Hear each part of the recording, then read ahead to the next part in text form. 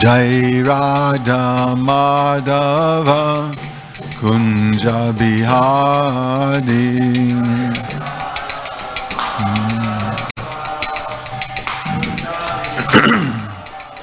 Jai Radha Madhava Kunja Bihari.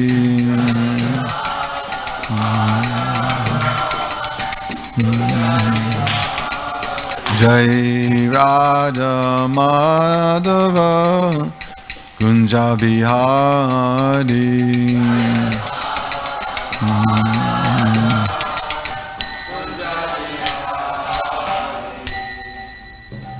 Jai Om Vishnu Pad Paramahansa Varivadivacharya Ashta Sarasi Sri Maharaj Vaige Sobhai Charananand Bhaktivedanta Swami Srila Prabhupada Ki Jai Grantaraj Srimad Bhagavatam Ki Jai Harinam Sankirtan Ki Jai Viyat Mridanga Chancellor Book Distribution Ki Jai C.C. Rukmini Dwarkadish Ki Jai Gaura Premanande. All glories to the sum of the devotees. All glories to the sum of the devotees. All glories to the sum of the devotees. All glories to Sri Sri Guru and Sri Gauranga. Nama Om Vishnu Padaya Krishna Padasthavadale Shrimati Bhaktivedanta Swami Niti Namane Namaste Saraswati Deve Gauravani Bacharani Nivishesha Shunyavadi Pastatari Shatarine. Om Namo Bhagavate Vasudevaya. Om Namo Bhagavate Vasudevaya. Om Namo Bhagavate Vasudevaya.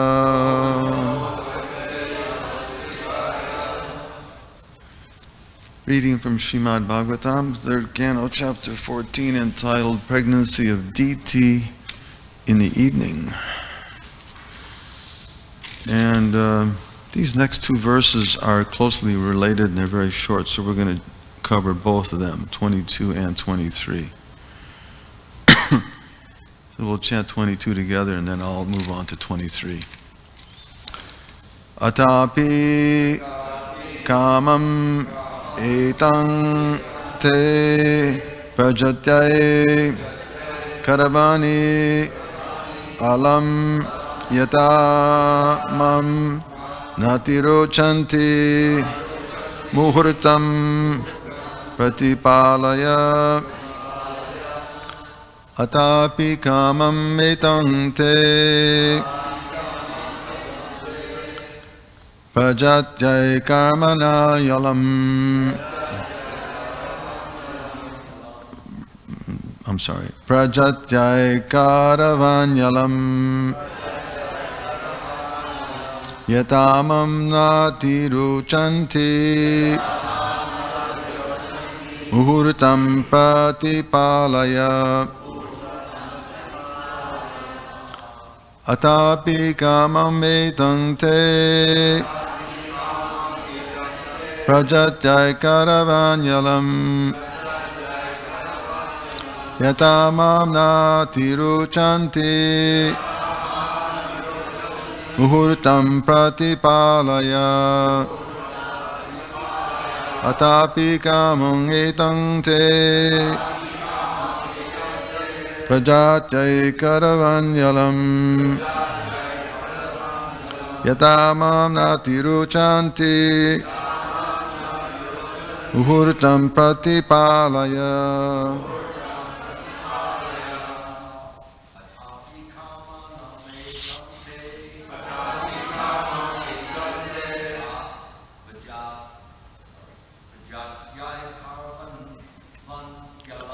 Prajatyai karavanyalam yatamam natiruchanti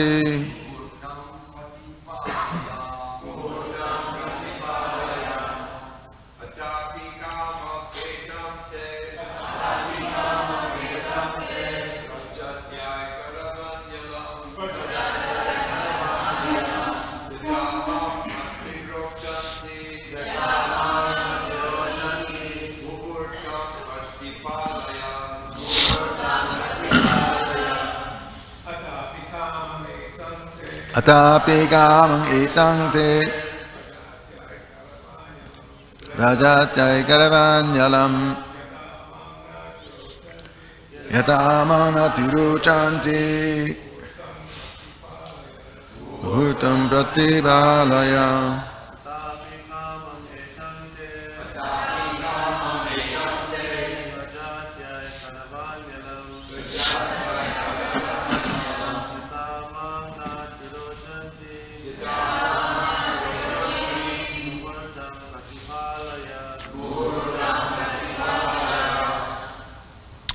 Ladies,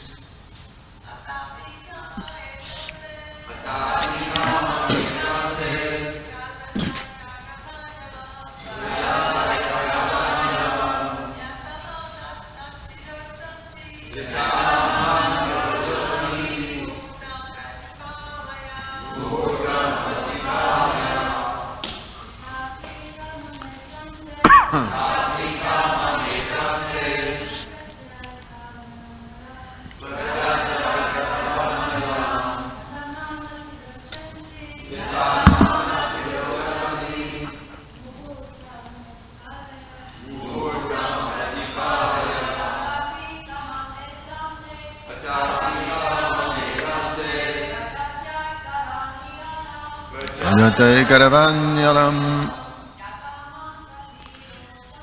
Yadamana tiruchanti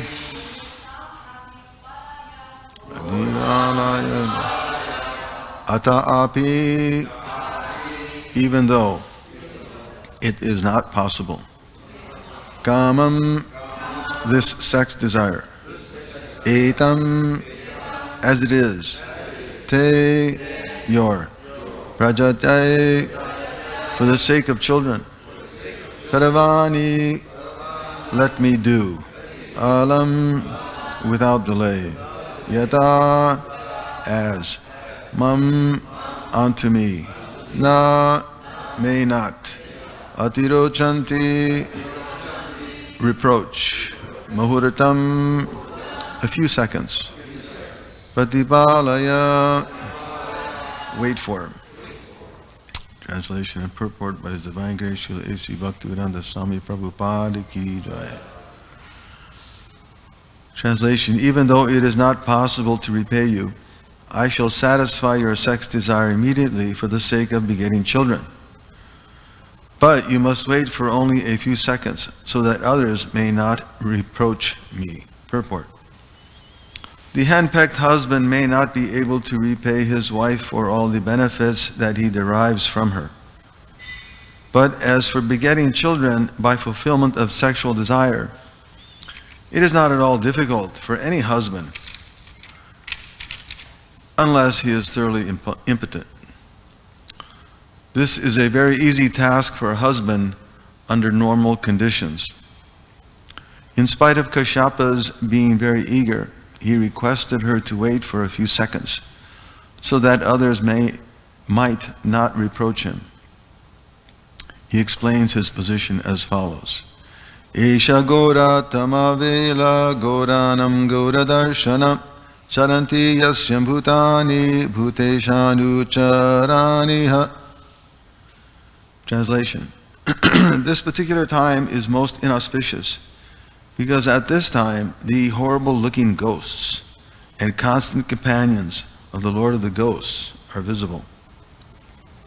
Purport: Kashyapa has already told his wife Diti to wait for a while, and now he warns her that failure to consider the particular time will result in punishment from the ghosts and evil spirits who move during this time, along with their master, Lord Rudra. Om Jnanati Mirandasya Gyananjana Shalakaya Chakshun Malitam Jena Tasmai Sivira Vema Mugamurodi Vachalam Pangam Langai Degirim Akipadamande Sigiram Dinataranam Paramananda Madhavam Sri Chaitanya Ishvaram.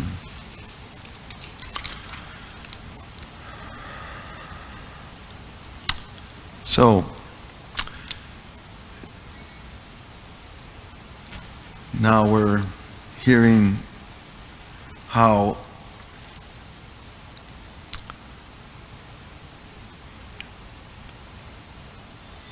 Kashyapa is going to respond to the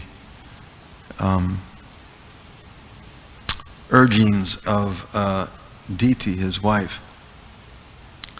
And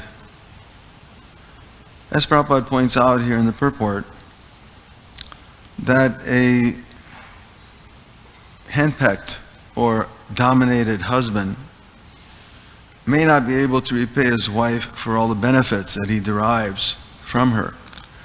And no doubt that in a husband and wife relationship, everyone is benefiting. It's not a one-way track, but it works both ways. That not only is the husband expected to provide for the wife and the family, not just material things, of course, they're there, but also emotionally and spiritually. And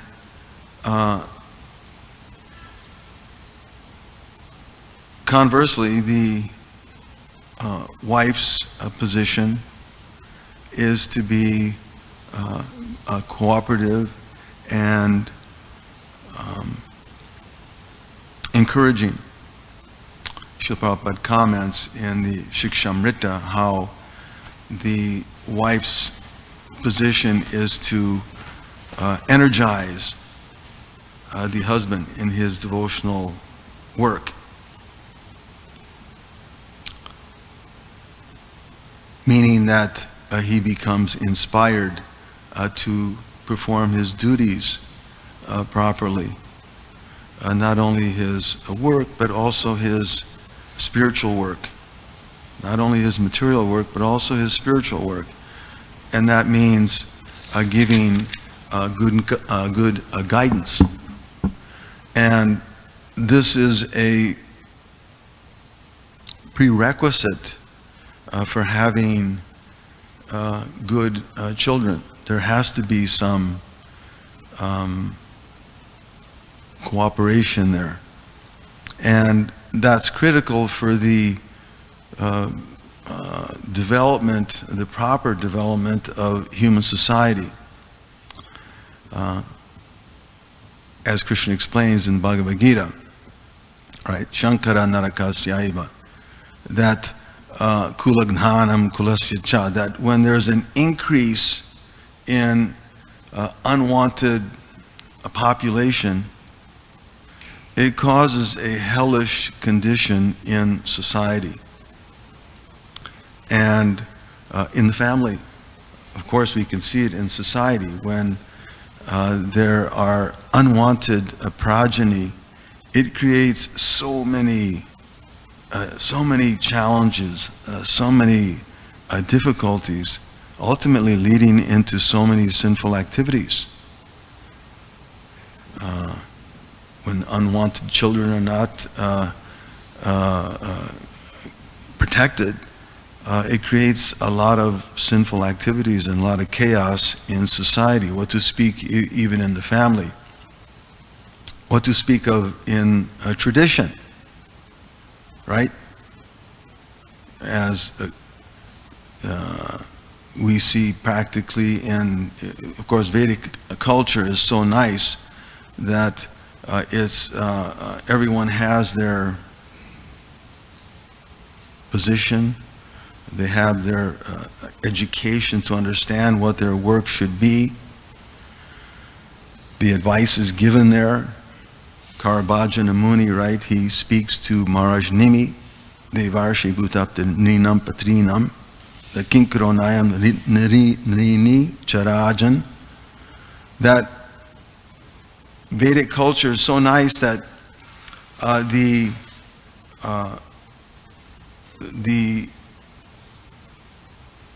children, the generation after generation, are expected to offer a sacrifice.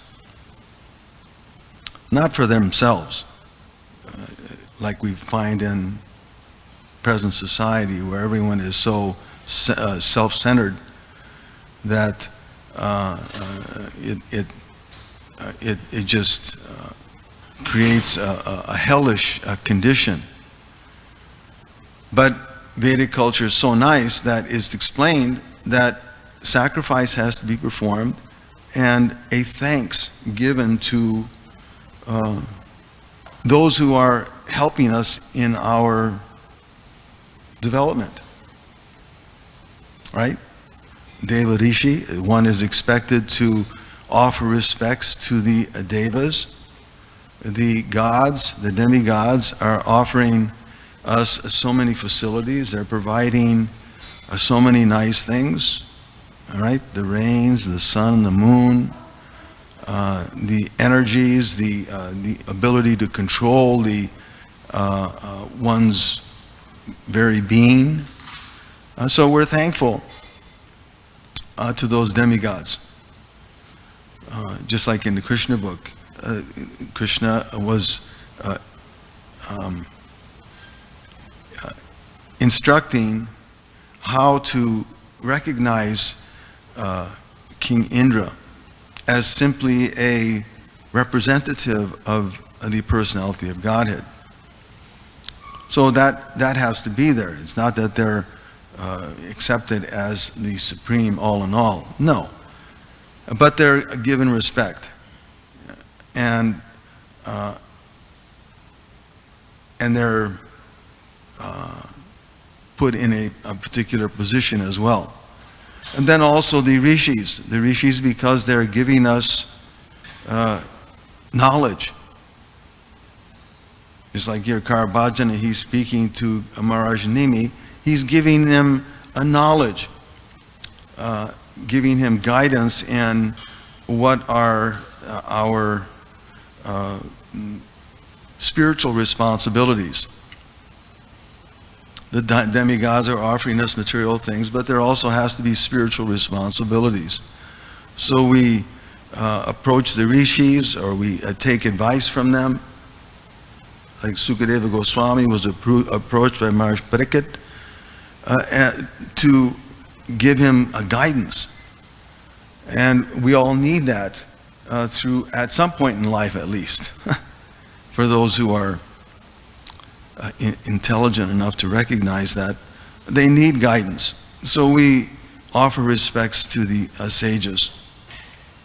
Bhutapta, the Bhutas, the ordinary entities. There's so many ordinary living entities that are providing us with so much. The cows, the horses, the bulls, even a dog. Dog is providing us a certain comfort. So the respect has to be given there to also the ordinary living entities. Bhutapta, the aptas, the relatives and friends. We recognize what our friends and relatives are doing for us. That's civilized. It's not that, again, you have a friendship and it's a one-way street, right? No, you offer them comfort, you offer them respect, and it's vice versa. Devarshi Bhutapta Nrinam Patrinam, the Ninas, the ordinary men. Ordinary men are also offering us service. They're protecting us, maybe like a policeman or a fireman. Ordinary people, our neighbors, who are helping us in so many instances. So we offer them also Patrinam Nrinam Nakinkaro Nayam Regine. So we're also offering respects to the Pitris, the forefathers, and even to the servants. And in this case here, we can understand why it's critical to have good offspring, so that the standard, the civilized standards can be maintained. So the forefathers have to be given some kind of offering. And how do you do that? You have to do that by having a proper offspring. There's a certain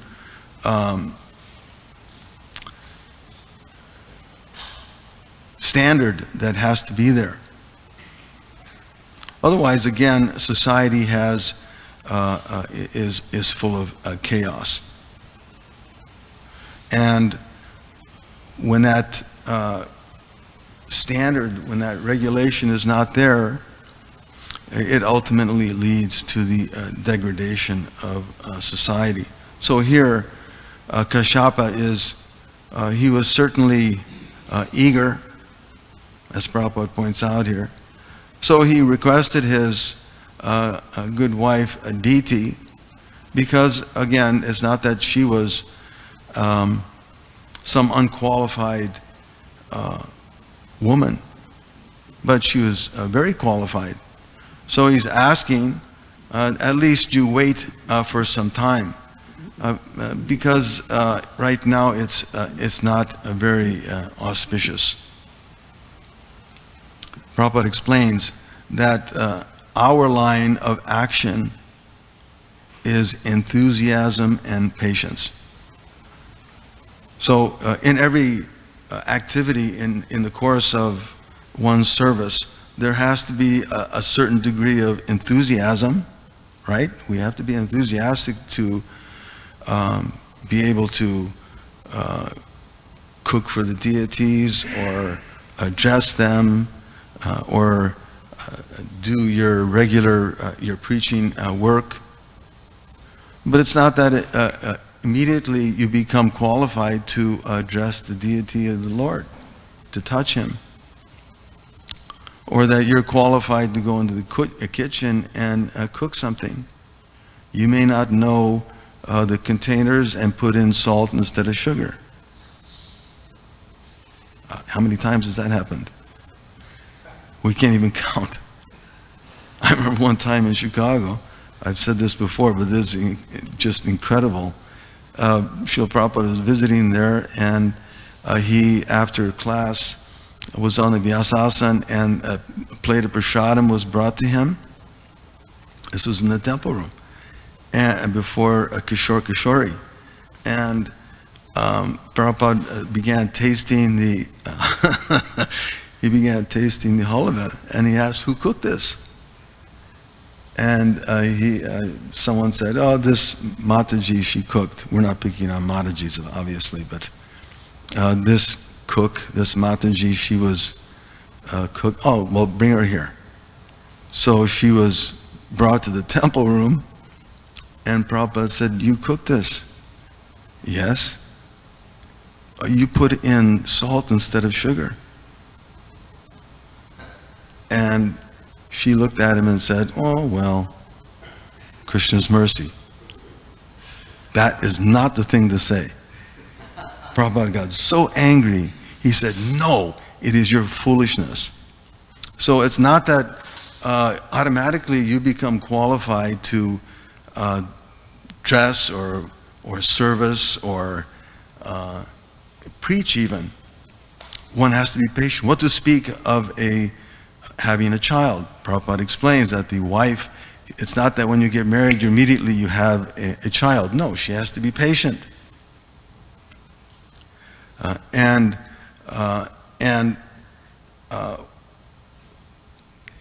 that spirit, here Kashyapa is instructing his wife that there has to be some standard. We have to be careful. In that verse, Karabhajana speaks to Maharaj Nimi. Again, he explains to him, Gato Mukundam Parihritta Kartam, that the bottom line, of course, is that one who has surrendered to the service of Mukunda has no need to serve other persons separately. that is certainly the highest standard, but in the course of ordinary dealings, one has to be patient in all one's service, in all one's work. And it's not that it happens automatically. Of course, again, it's not that we're faulting DT here, but we're faulting the lack of Krishna consciousness. Srila Prabhupada explains in a very nice letter in 1970 that he states, "Now I see in our society girls are more intelligent than boys." And then again in Bhagavad Gita, he quotes the Sriya Vaishya Tata Shudras. He goes on to explain how we find women are equally competent in the matter of Krishna consciousness movement. So we're not finding some fault here of a particular body, but it's the lack of Krishna consciousness. And there's a very nice instruction given by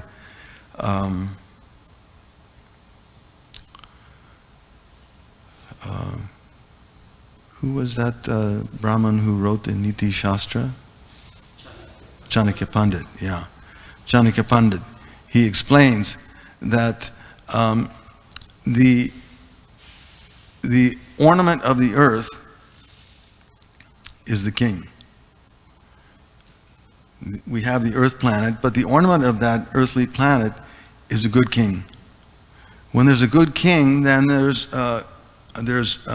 advancement and progress on the earthly planet. It's a comfortable and orderly condition. And when it's not there, obviously we can understand, just as we're witnessing in the present millennia or age, that because the leaders are so corrupt, and so hypocritical beyond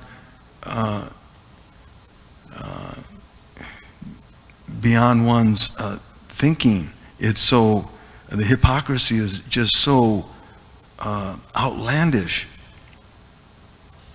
and it's so repeated that people think it's a normal course. It's the normal course of things to lie. Go ahead and lie. Everybody lies. You lie, I lie. So we should all lie, and it's a normal course. So when that situation is there, the earth is a hell, a hellish condition. Society is a hellish condition. So the ornament of the earth is a good king. The ornament of the night is the moon. The night becomes very pleasing when the full moon is there. We all have experience, right? When the Purnima is there, the whole energy is very exhilarating. And people love to go out and look at the moon, or when you get up in the morning, you look out and you see the beautiful moon in the sky. It's beautiful. Makes the night very pleasant. The ornament of a woman is a good husband. He advises that the husband has to be there, but he has to be intelligent. He has to be of good character. And it's not that he is some deadbeat. There's plenty of deadbeat dads in the world, right? There's a ton of love childs all over the place. Everybody has a love child. I shouldn't say everybody, not Hare Krishnas. But we have so many love childs and too many deadbeat dads. So the ornament of a woman is to have a good husband, somebody who's responsible. Not that oh, this is just an opportunity for me to take advantage and then take off when it's a little inconvenient for me. What is that? That's just it's madness. It's such a degraded condition. And the ornament of everything is knowledge. So the point is that knowledge has to be there. And if that knowledge is not there, then the guidance factor is not there. Just like, again, a woman is better situated when that guidance is there.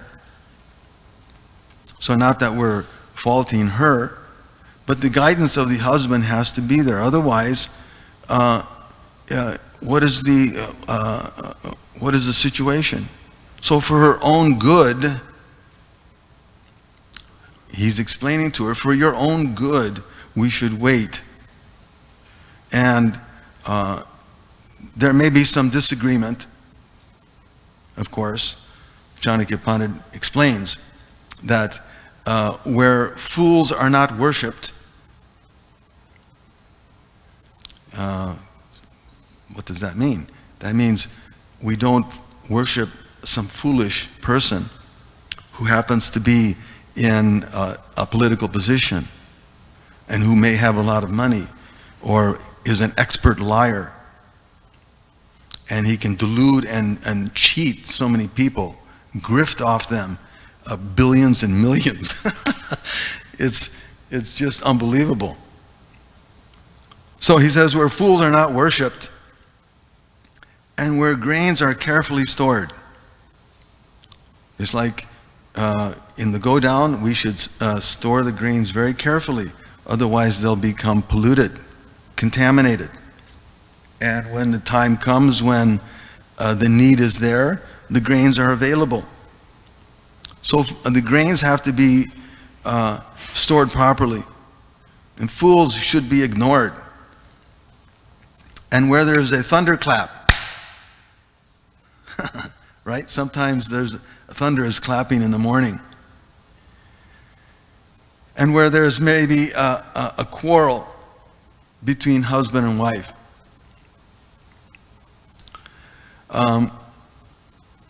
Where there's no quarrel between husband and wife. The other one is something else. But where there is no quarrel between husband and wife, Tatra Shri Swayam Agata, he explains that the goddess of fortune becomes present. She's there. When those conditions are there, where there is no quarrel, where grains are kept carefully, and where fools are not worshipped. So there may be some disagreement between here Aditi and Kashyapa. We don't know. We'll find out later on in this pastime, in this chapter, how this whole thing unfolds. But that education, that knowledge has to be there. And then society works in a very nice, orderly way. And even if there is a quarrel, as Chanakya Pandit explains, that just like when a sage may die in the forest, or there's a fight between two goats. I don't know why he uses that example. A fight between two goats. You've ever seen two goats fight? Yeah. It's hilarious. Or if there should be a quarrel between a husband and wife, they may begin in a grand style, but the outcome is insignificant. Who cares if a couple of goats they act real big when they're fighting each other, but after a few minutes it's nothing. Or if there's a loud clap in the morning, you're alarmed. Or if there's a quarrel or a disagreement between, it may begin in a grand way. Oh, you did this, no, you did that. But it ends as insignificant. when there's the proper Krishna consciousness there. So how this unfolds is a very interesting pastime. But again, the bottom line, as Prabhupada explains, our line of action is enthusiasm and patience. And if the man is strong, Prabhupada explains, a pregnancy is there. If there is Krishna vitality, if the vitality of Krishna consciousness is there, then the audience is impregnated with Krishna consciousness. And we see that in the example of Prabhupada, that whenever he spoke, whatever he instructed, whatever he, in every action he performed, his books, his vitality, his Krishna consciousness was so incredible and so enthusing that the whole audience has become impregnated with Krishna consciousness. So that's our real business. So we'll end there. Are there any questions or comments? Jai. Srila Prabhupada ki jai. Hare Krishna.